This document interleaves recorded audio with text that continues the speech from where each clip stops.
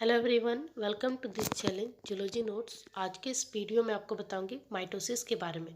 ये जो टॉपिक है एग्जाम में आपका लॉन्ग में पूछा जाता है अधिकतर, और इस टॉपिक में जितने भी फिगर है वो मैं आपको कम्युनिटी में भी दे दूंगी, वहाँ से आप देख लीजिएगा। और इस वीडियो के लास्ट तक मतलब होता है ना कि इसमें भी आपको दूंगी, लेकिन वहाँ से फिगर आपको ज़्यादा अच्छा से दिखाई देगा। क्या होता है mitosis? First introduction. Mitosis is defined as the division of a cell into two identical daughter cell, each with a nucleus having the same amount of DNA, the same chromosome and the same number of gene as the parent cell।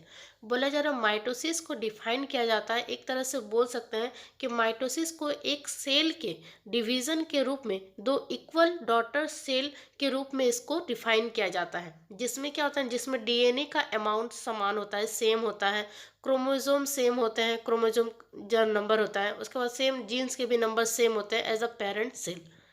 Mitosis was first discovered by Flemming in 1879। Mitosis को पहली बार मतलब खोज किसने किया था पहली बार? तो Fleming ने किया था 1879 में। याद रखिएगा, फ्लेमिंग ने किया था माइटोसिस का खोज 1879 में। ये आपका एमसीक्यू में पूछ सकता है। उसके बाद टाइप्स ऑफ माइटोसिस, माइटोसिस के प्रकार। The following type of mitosis occur in the organism.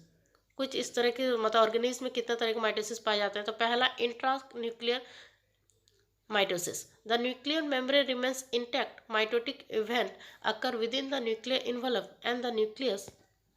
बोला जा रहा है ना कि इंट्रा न्यूक्लियर माइटोसिस में जो होता है ना, न्यूक्लियर मेम्ब्रेन जो होता है जैसे का तैसा ही रहता है, और माइटोटिक इवेंट जो होता है वो न्यूक्लियर इन्वलप में होता है, और nucleus divide along with the cytoplasm, और न्यूक्लियस जो होते हैं वो डिवाइड हो जाते हैं साइटोप्लाज्म के साथ। It occur in acellular organism. ये इस तरह के का जो माइटोसिस जो होता है ये एसेलुलर ऑर्गेनिज्म में होता है। एसेलुलर ऑर्गेनिज्म का मतलब होता है जिसमें सेल कंपोनेंट का कमी होता है। सेल कंपोनेंट जैसे राइबोसोम, प्लाज्मा मेम्ब्रेन, ये सब नहीं होता है। एग्जाम्पल में कुछ फंगी हो गए, फंगी में जैसे हाइफी, ये एक तरह का एसेलुलर ऑर्गेनिज्म होता है। उसके बाद extra nuclear mitosis. Here the nuclear membrane break and the mitotic event occur within the cytoplasm. बोला जा रहा है कि इस तरीके का माइटोसिस में जो होता है यहाँ पर न्यूक्लियर मेम्ब्रेन जो होता है वो टूट जाता है, और माइटोटिक इवेंट जो होता है वो साइटोप्लाज्म के अंदर होता है। Anastral mitosis. In plant cell there are no centrioles and aster. Plant cell में जो होता है सेंट्रियोल्स और एस्टर नहीं पाए जाते हैं। Mitosis without aster is called anastral mitosis. Mitosis बिना एस्टर के होने के प्रोसेस को एनेस्ट्रल माइटोसिस कहा जाता है। उसके बाद astral mitosis. Mitosis with the appearance of aster is called astral mitosis. वैसा माइटोसिस जो एस्टर के मौजूदगी में होता है उसको एस्ट्रल माइटोसिस कहा जाता है। जैसे एग्जांपल के लिए एनिमल सेल्स, क्योंकि हम लोग में सेंट्रियोल्स पाए जाते हैं, एस्टर होते हैं, इसलिए इसमें क्या होता है, एस्ट्रल माइटोसिस होता है। उसके बाद endomitosis. The multiplication of chromosome without nuclear division is called endomitosis. Endomitosis ऐसा प्रोसेस होता है जिसमें क्रोमोसोम का मल्टीप्लिकेशन होता है बिना न्यूक्लियर डिवीजन के। इसका एग्जाम्पल है पॉलीटिन क्रोमोसोम। उसके बाद है symmetrical mitosis. The mitosis producing two equal cell is called symmetrical mitosis. वैसा माइटोसिस जिसमें जो होता है ना सेल डिवाइड होकर दो इक्वल सेल में बदलता है उसको सिमेट्रिकल माइटोसिस कहा जाता है। उसके बाद सेवेंथ है asymmetrical mitosis. When mitosis produces two unequal cell the mitosis is called asymmetrical mitosis. ऐसा माइटोसिस प्रोसेस जिसमें सेल जो होता है वो डिवाइड तो होता है, लेकिन जब वो डिवाइड होता है तो इक्वल नहीं होता है, कोई छोटा कोई बड़ा सेल में वो बदलता है, जिसको एसिमेट्रिकल माइटोसिस कहा जाता है। Mitosis consist of two event. Mitosis दो घटना होता है। माइटोसिस में मेनली दो घटना पाया जाता है, दो इवेंट होते हैं। They are as follow. First karyokinesis and दूसरा साइटोकाइनेसिस। पहला जानते हैं कैरियोकाइनेसिस होता है क्या है। आप चाहे तो अगर आपके पास टाइम कम हो तो आप टाइप्स को स्किप कर सकते हैं एग्जाम में, और टाइम अगर ज़्यादा हो तो आप टाइप्स भी लिख सकते हैं, वरना आपको डायरेक्ट इवेंट भी लिखने से हो जाएगा, क्योंकि इसका इंपॉर्टेंट माइटोसिस में इसका इवेंट ही है। उसके बाद क्या था कि पहला है karyokinesis. The division of the nucleus into two daughter nuclei is called karyokinesis. Karyokinesis का मतलब होता है ना कि न्यूक्लियस का डिवीजन होना, किसी भी सेल के अंदर जो सेंटर पॉइंट में न्यूक्लियस होता है उस न्यूक्लियस के डिवीजन को, जब वो न्यूक्लियस डिवाइड होकर दो डॉटर न्यूक्लिया में बदलता है उसको कैरियोकाइनेसिस कहा जाता है। Karyokinesis consist of 4 phases. Karyokinesis 4 अवस्था से गुजरता है। They are as following. पहला prophase, it is the first stage of mitosis. ये माइटोसिस का पहला स्टेज होता है। The cell become spread and viscous. इसमें सेल जो होगा वो अंडाकार दिखाई देता है और चिपचिपा होता है। विस्कस का मतलब होता है चिपचिपा होता है। The chromosome become shortened and thicken. Chromosome जो होगा यहाँ पर छोटा होगा और मोटा होगा। The nucleus start to disappear. Nucleus जो होता है वो स्टार्ट होता है गायब होने। The RNA content of chromosome is increase. जो क्रोमोजोम के अंदर जो आरएनए कंटेंट होते हैं वो बढ़ने शुरू होते हैं। यहाँ पे आपको प्रोफेज में एक फिगर ड्रॉ करना है। प्रोफेज का वो इवेंट लिखने के बाद आपको ये फिगर ड्रॉ करना है। ये दोनों फिगर आपको ड्रॉ करना है, इंटरफेज और प्रोफेज दोनों।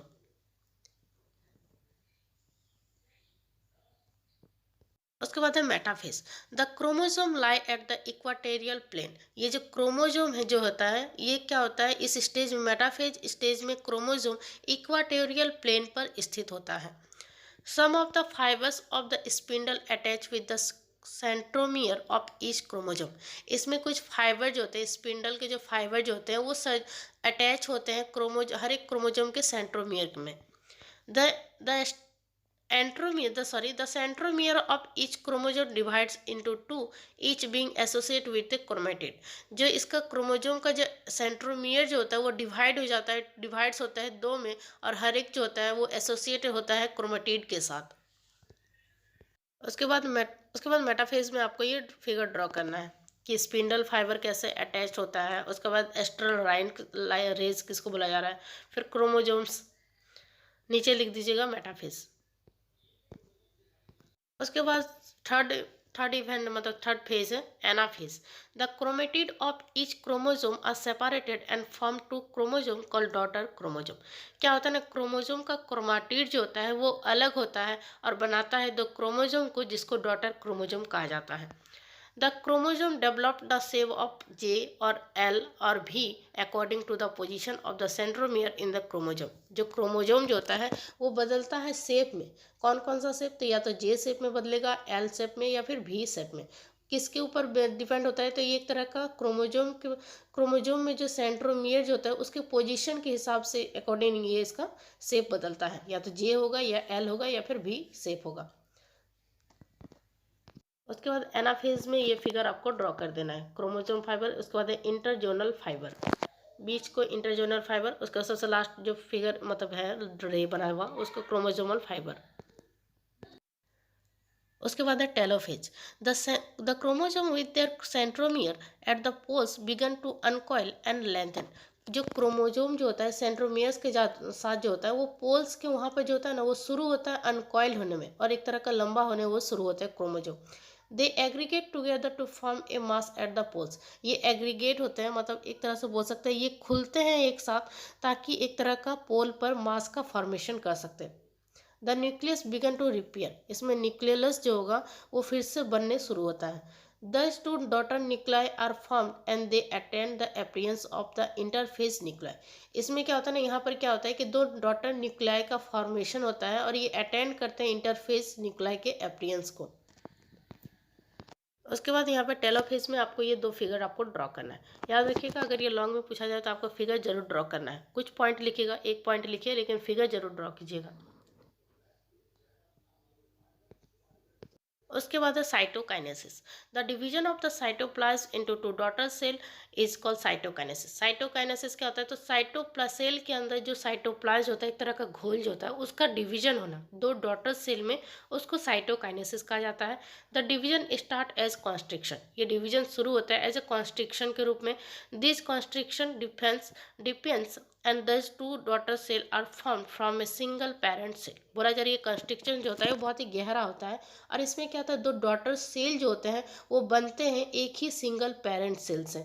ए unit membrane develop between the two cell. एक तरह का यूनिट मेम्ब्रेन, एक इकाई झिल्ली जो होता है वो डेवलप होता है दो सेल के बीच में। This plane of division of cytoplasm is perpendicular to the spindle. और ये जो प्लेन जो होता है, प्लेन का जो डिवीजन होता है साइटोप्लाज्म का, वो परपेंडिकुलर होता है स्पिंडल के साथ। उसके बाद आपको लिखना है सिग्निफिकेंस ऑफ माइटोसिस। माइटोसिस के क्या सिग्निफिकेंस है। Cleavage of zygote is due to mitosis. Zygote का जो क्लीवेज जो होता है वो माइटोसिस के कारण होता है। Mitosis help in the growth and development of the organ and the body of the organism. Mitosis जो होता है वो मदद करता है ऑर्गन के डेवलपमेंट में, उसके ग्रोथ में, और इतना कि ऑर्गेनिज्म के बॉडी में भी ये हेल्प करता है, इतना कि ये रिपेयर भी करता है टिश्यू को।